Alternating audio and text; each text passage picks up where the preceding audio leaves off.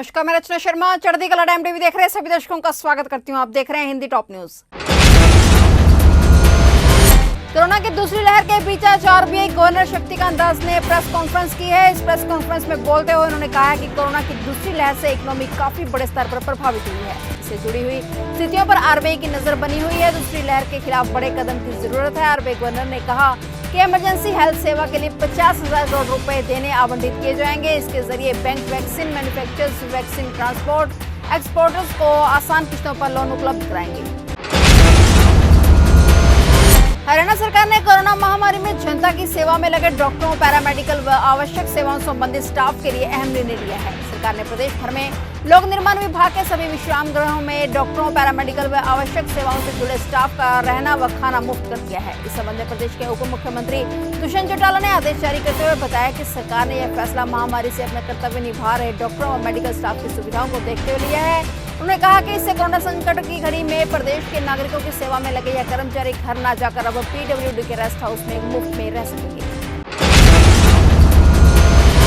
राष्ट्रीय राजधानी के कुछ अस्पतालों ने अधिकारियों से ऑक्सीजन आपूर्ति को लेकर गुहार लगाई है और कहा है कि ऑक्सीजन की किल्लत के चलते उनके मरीजों की जान दांव पर लगी हुई है। पिछले कुछ दिनों से राष्ट्रीय राजधानी और इसके आसपास के अस्पताल चिकित्सक ऑक्सीजन की किल्लत के चलते सोशल मीडिया पर SOS यानी त्राहिमाम संदेश भेज रहे हैं।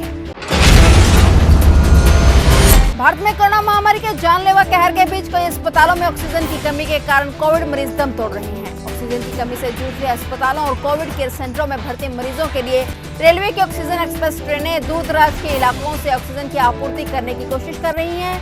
इस बीच आज बुधवार को भारतीय रेलवे की ऑक्सीजन एक्सप्रेस दिल्ली पहुंच गई है। गुजरात के मुंद्रा से ऑक्सीजन से भरे टैंकर्स लेकर रेलवे की ऑक्सीजन एक्सप्रेस ग्रीन कॉरिडोर के जरिए दिल्ली पहुंची है। रेल मंत्री पीयूष गोयल ने ट्वीट करके इस बात की जानकारी दी है। देश में कोरोना वायरस के मामलों में एक बार फिर से इजाफा हुआ है। भारत में बुधवार को 3,82,315 नए मामले दर्ज किए गए हैं, जबकि 3,780 लोगों की जान चली गई।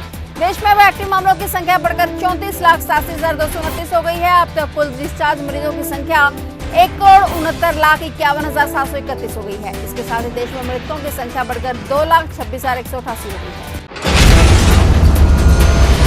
सुप्रीम कोर्ट ने महाराष्ट्र में मराठा कोटा रद्द कर दिया है और कहा है कि आरक्षण की अधिकतम सीमा 50% से अधिक नहीं हो सकती।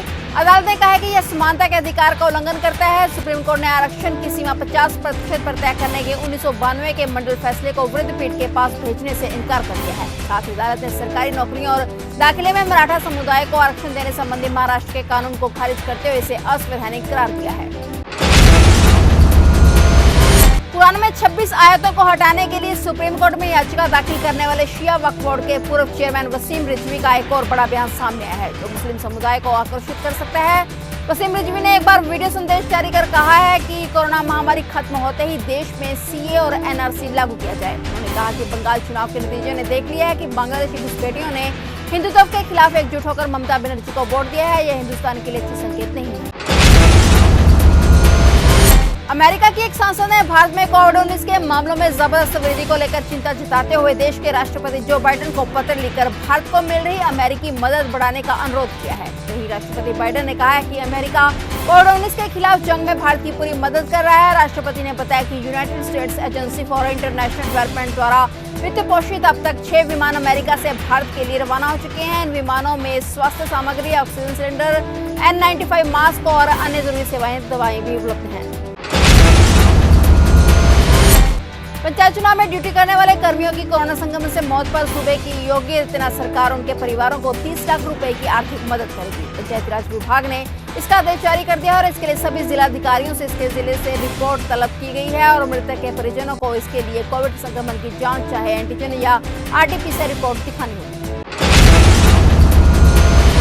मध्य प्रदेश में लंबे इंतजार के बाद आज से 18+ के लिए कोरोना वैक्सीनेशन की शुरुआत हो रही है। इस बाबत मुख्यमंत्री शिवराज सिंह चौहान ने कहा है कि 5 मई यानी आज से 18 साल से 44 तक के आयु वर्ग के लिए वैक्सीनेशन शुरू कर दिया गया है। हालांकि मध्य प्रदेश में 18+ का वैक्सीनेशन 1 मई से शुरू होना था, लेकिन वैक्सीन की कमी की वजह से यह तब तक शुरू नहीं हो सका था।